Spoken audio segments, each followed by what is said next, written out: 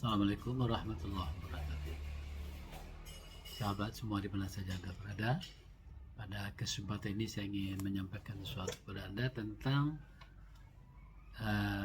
bagaimana memperoleh pengetahuan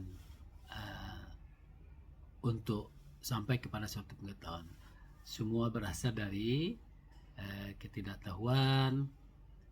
Nah, proses ketidaktahuan itu terus berlanjut dengan belajar, kemudian dia belajar sampai dia tahu bahwa dia belum tahu, kemudian baru dia meningkat lagi pada tahap ketiga adalah dia sadar sesadar-sadar bahwa dia sungguh belum tahu terhadap sesuatu tersebut, sehingga dia tahu bahwa dia belum tahu.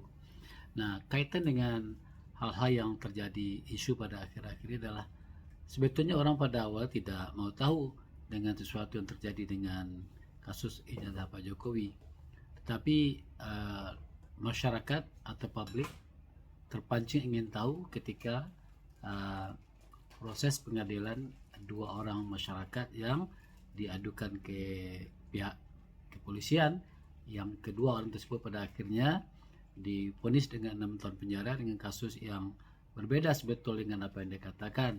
Dia dijerat dengan undang-undang ITE. Nah, kemudian berkaitan dengan ijazah, saudara semuanya, ketidaktahuan masyarakat pada awalnya kemudian merubah menjadi ingin tahu, kemudian berusaha untuk mencari tahu, dan itu berkembang sampai hari ini. Masyarakat tertarik untuk mencari tahu tentang sesuatu yang sebenarnya apa yang terjadi dengan ijazah ini. Jadi publik itu sebetulnya adalah merasa terpanggil, merasa ingin tahu tentang sesuatu, dan itu dipancing oleh adanya postingan dari salah seorang tokoh partai politik tertentu tentang fotokopi ijazah. Nah, bagi publik yang memiliki kemampuan ilmunya di bidang forensik, di bidang digital, mereka tertarik untuk mengkaji itu.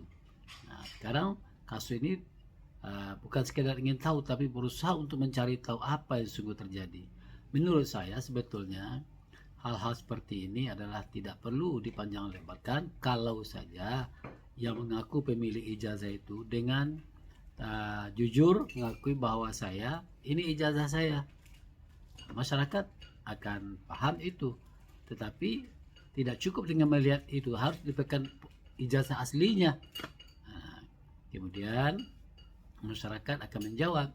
Kemudian akhir-akhir ini semakin rumit adalah pihak yang mengaku pemilik ijazah itu melibatkan banyak orang, melibatkan katanya kawan-kawan sama kuliah, kemudian ada pula orang yang mengaku kenal, kemudian yang lebih hebatnya lagi adalah bagaimana si pengguna atau yang mengaku pemilik ijazah ini menggunakan nama besar Universiti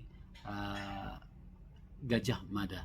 Nah, dan pihak Gajah Mada pun, pihak rektoratnya, oleh masyarakat juga menjadi pembicaraan, sehingga dengan statement-statement dari pimpinan UGM tersebut memancing masyarakat untuk merasa ingin tahu lebih dalam lagi tentang apa yang sebenarnya terjadi sekarang ini.